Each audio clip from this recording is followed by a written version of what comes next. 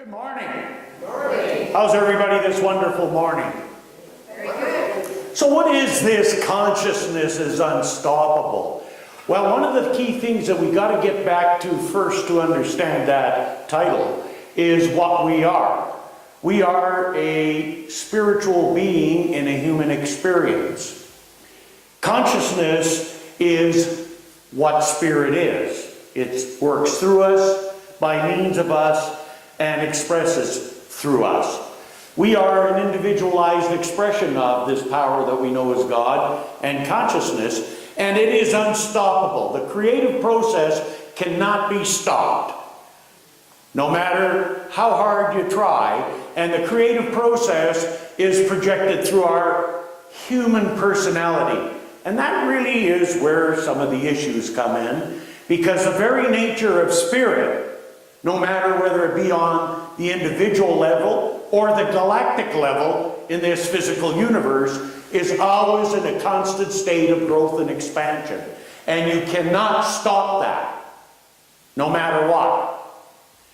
The only creature on this planet that tries to stop that is us. We try at the level of personality or ego to maintain the status quo. Because even if the status quo isn't good, the ego's familiar with that and knows how to deal with it to a degree. Anytime you try to step outside of that, then that part of us becomes uncomfortable with change. Even making positive change. Anybody have a problem when you make positive changes? Of course you do. You say, that means that, that's the old thing, when God opens one door, God closes another door for us. However, there's a transition process. I call it hell in the hallways. And that's the very nature of it. Because we're always being driven to move forward and to expand in who and what we are.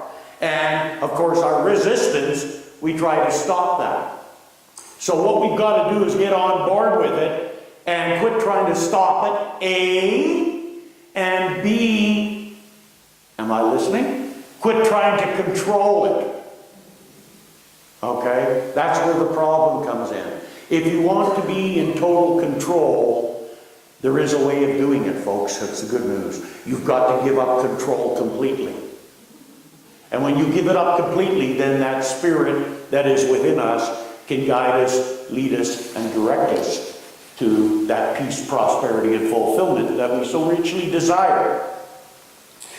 Ernest Holmes said in the textbook, spirit is changeless reality. That which we call personality is the instrument through which spirit operates. But spirit can operate for the individual only by operating through him.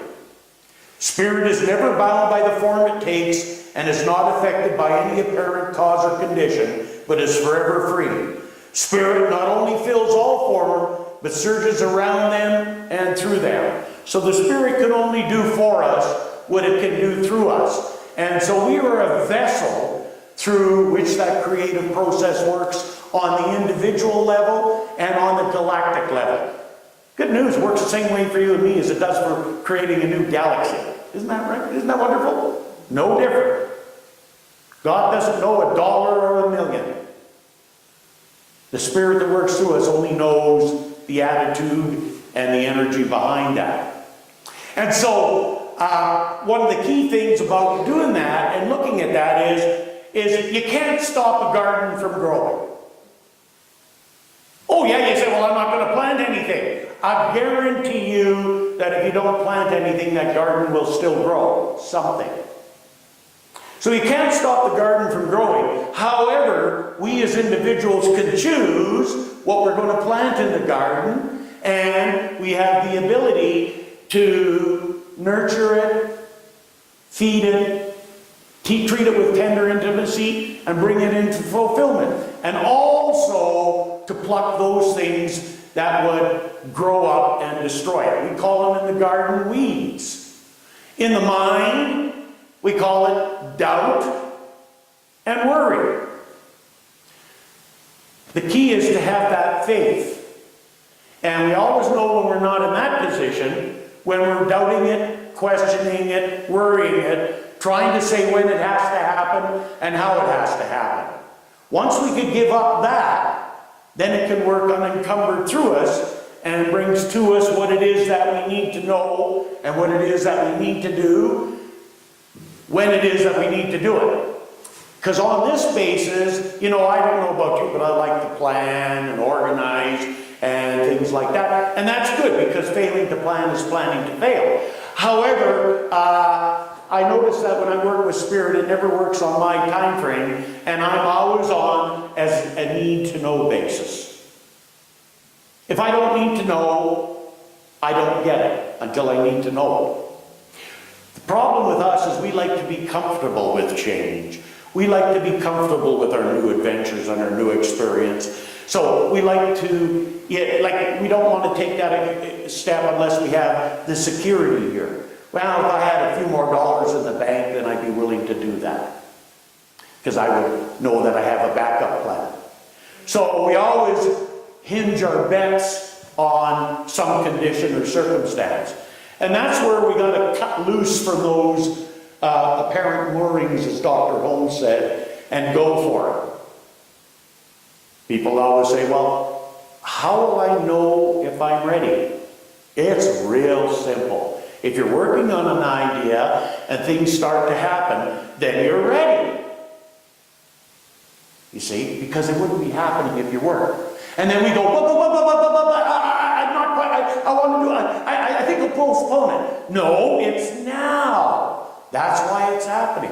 So we have to get into that position of being willing to know that we set this stuff in motion, and then we try to dig in our heels when stuff happens. We set this into motion, and sometimes we get these obstructions coming. And we then give over to the obstruction and back off instead of dealing with the obstruction. Because the obstruction is there to make us stronger. The obstruction is there because there's something we need to learn, or something we need to do, or something we need to release. I come across something from an old friend of mine who sent it in Facebook today.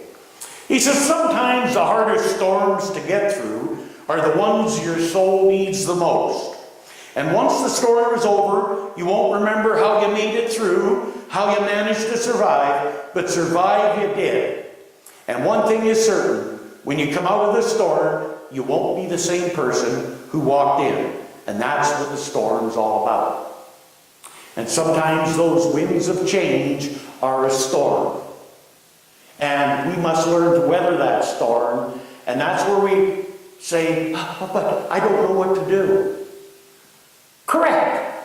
But we do know what to do. We need to step into the experience.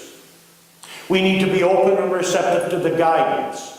We need to be willing to experience what's required of us. One of the requirements is to be willing to release the way it was, to release the past. Whether it was good, bad, ugly, or indifferent. In order to embrace the new experience, we have to be willing to release the old. So we're in a constant process of letting go and moving forward. Jesus talked about that quite often, about being able to do anything that you can do and conceive if you believe, but one of the key ingredients is to forgive. And that's to give up the past, to let go of the past, to let go of old ideas, old opinions, and for sure, to let go of any animosity that we hold for anybody. That doesn't mean that we have to love them or like them. We just got to get rid of that negative energy. And we got to stop beating ourselves up. That's the key. We got to give ourselves a break. Because if you look at it and really examine how one thinks, individually, I'm not going to ask for volunteers to share. But you know as well as I do that there's a lot of negative mind chatter goes in there about self. Now, all you got to do is ask yourself, well, when you're going through this next time about what's not right about you, or what's not good about you, or anything like that, just stop for a minute and ask yourself, would you want to hang out with somebody like that? Chances are the answer is no. So if you don't want to hang out with someone like that, quit hanging out with someone like that and work at not being so hard on yourself. It's easy to be hard on yourself, folks. You know, and I got to tell you, I've probably done more mistakes than most people. At least that's what I've been told in the past. And it doesn't really matter, because the past is the past. What matters is what we do now and what we are willing to move forward with. Because the past is simply like that. It is the past. So a couple other really good ideas here to kind of see how this works and to help get the consciousness clear is it's like looking at a sailing ship. Okay, you've got a sailing ship there, and of course you got the captain at the rudder. Now the rudder is like the mind, it steers the ship. So you're out there and the ocean is totally calm, not a breath of wind, and you're steering the ship, but you're only going along with the current because there's no wind. So nothing's really happening. However, all of a sudden the wind comes up. Now if you look at the wind as the emotion, and you can see the wind filling the sail as the captain steers the ship, and the captain's got the course straight and set, and the wind just drives those sails, and you got both of them working together. Man, you go places like you wouldn't believe. However, if something happens to the rudder, ching-ching, and the wind's still blowing, anybody get that mind stop and let the emotions go crazy on you? And the wind still blows, it'll still sail you, but it'll sail you right into the rocks or other obstructions, or somewhere where you don't want to go, and it'll get you there real fast. And also, we have to know about the wind, is sometimes that wind is so strong that the sails have got to be taken down or the masts will snap. Anybody ever get their emotions so strong that they snapped and did some things that they regretted? Yeah. Okay, so we gotta just remember, sometimes we need to take the sails down and not let that wind drive us. So we just gotta take a chill pill. Okay? But we gotta get them both working together to sail our ship to the destinations that we want. And that energy and that power is always there. And it'll take us anywhere we want to go on the sea of life. That's our choice. And it doesn't really matter what anybody else thinks, because we're sailing our ship where we want to go and what we want to do. And there'll always be people say, yay, go for it, and always be people pointing out to you the things that can happen to you if you do that. Or what you might lose or have to give up. However, it's about the adventure and it's about moving forward. So our biggest chore and our biggest job is to understand and accept that our negative belief system is not the truth of who and what we are. It is something that we learn. So if we've learned it, we can unlearn it. Because the truth is we're whole, perfect, and complete, and we've got all that love and energy and wisdom that we need right from day one. Ever seen a mean, ugly, vulgar, little 2-week-old baby that was just horrible? Oh, well, guess what? We were all like that. So we got to ask ourselves, what happened?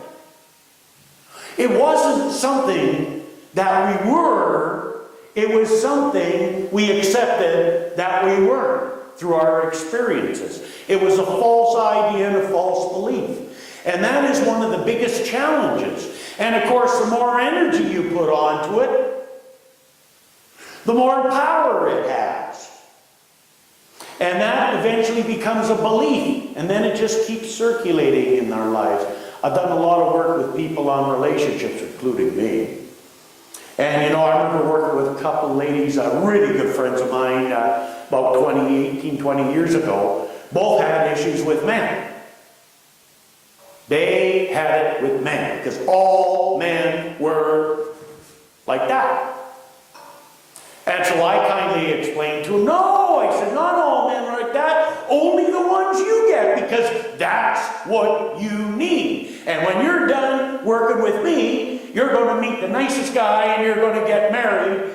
And they interrupted me, both of them, and said some things which we'll talk about at another time if you want to hear it personally. I'm not going to say it. Very lovely ladies.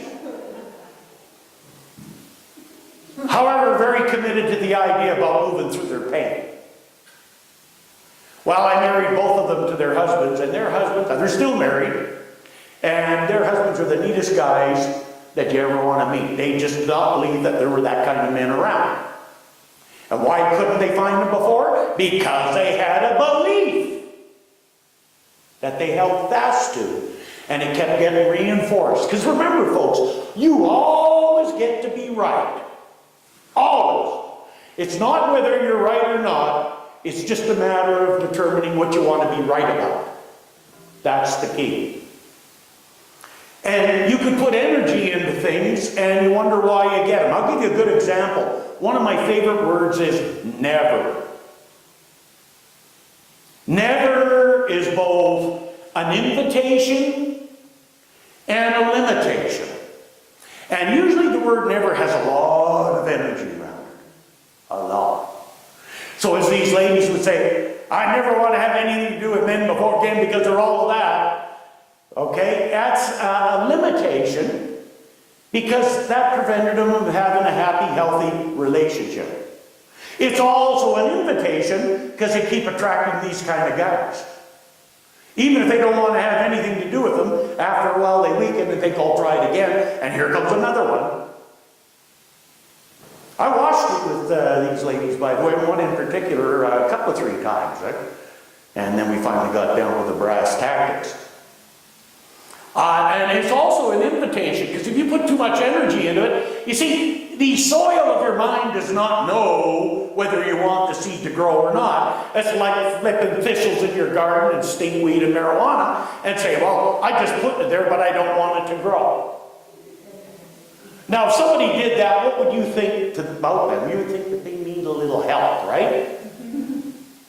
However, when we start saying never, we put that same energy out there. One of my big ones, this was one of my favorites, okay, that happened to me.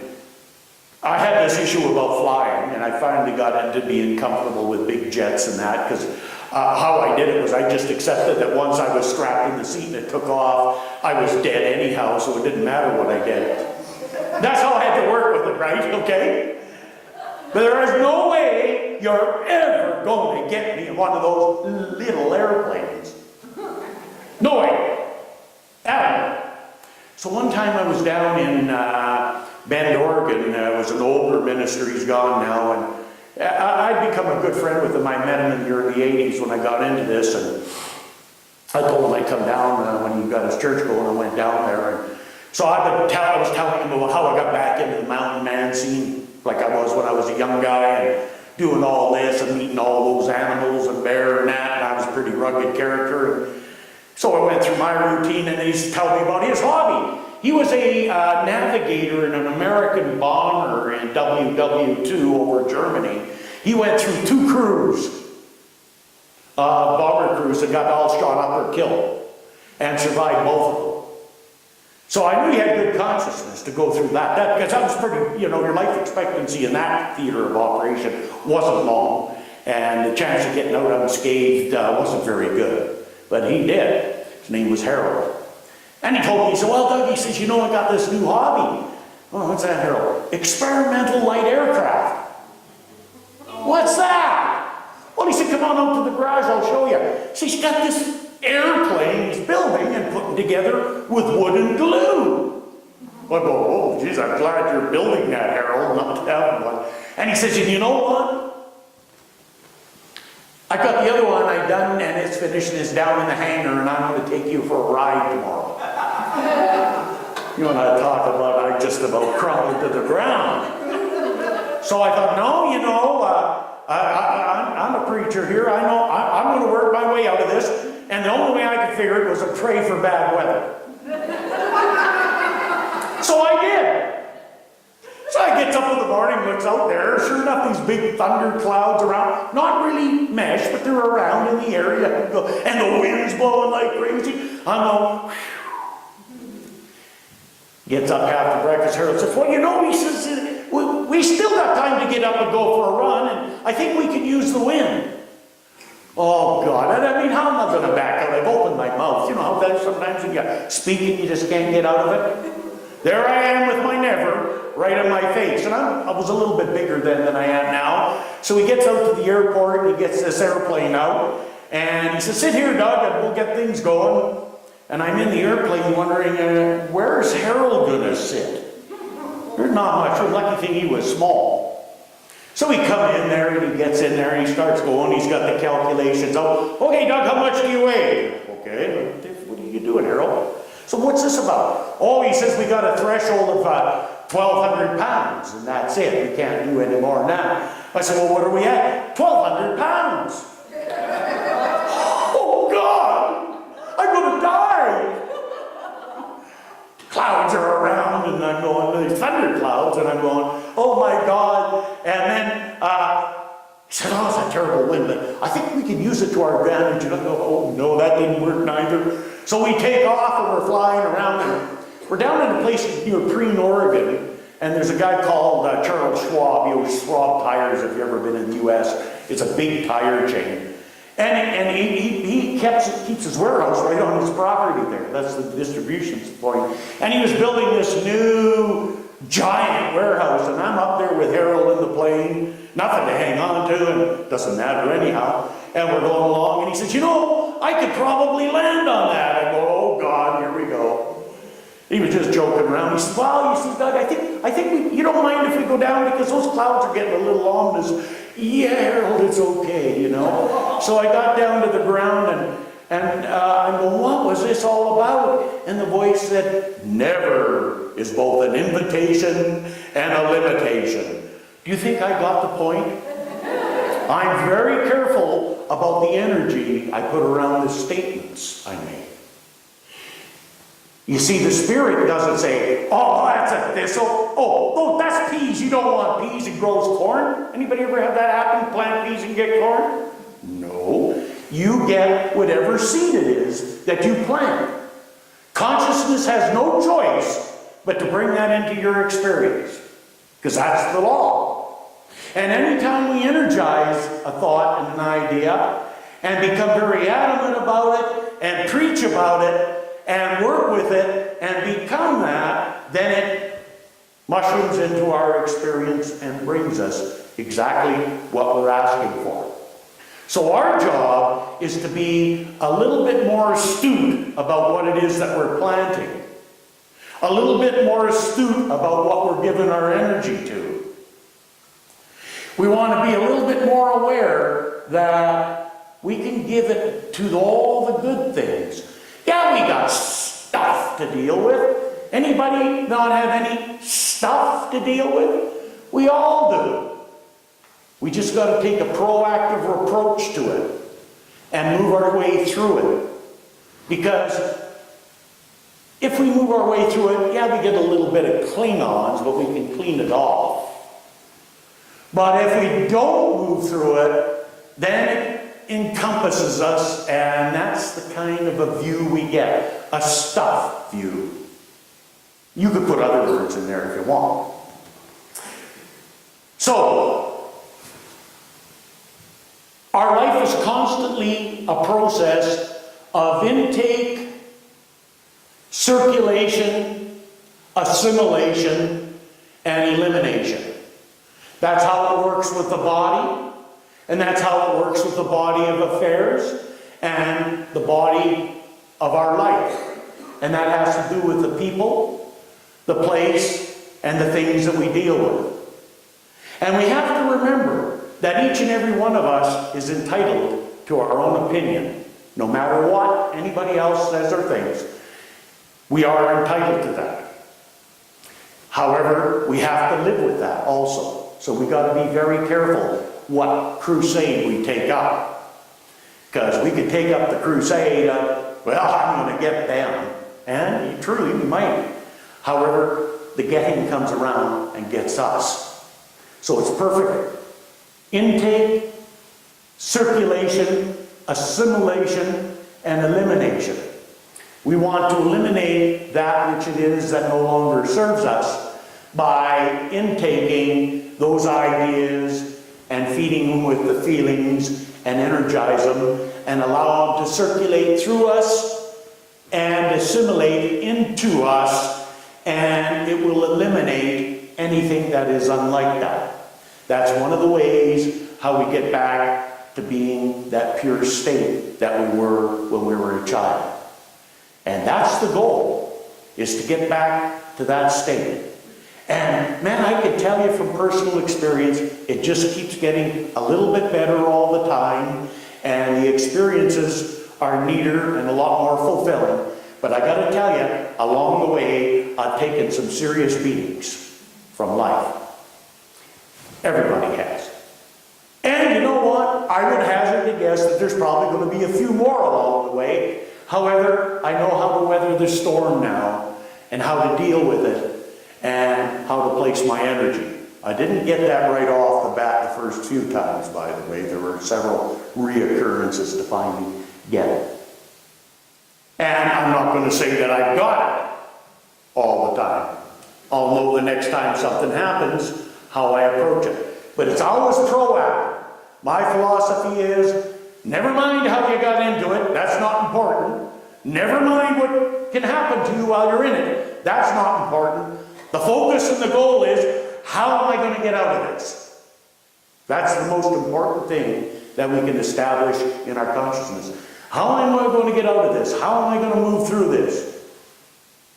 And what happens on the other side of the veil when we do that opens up to be quite unexpected and quite wonderful.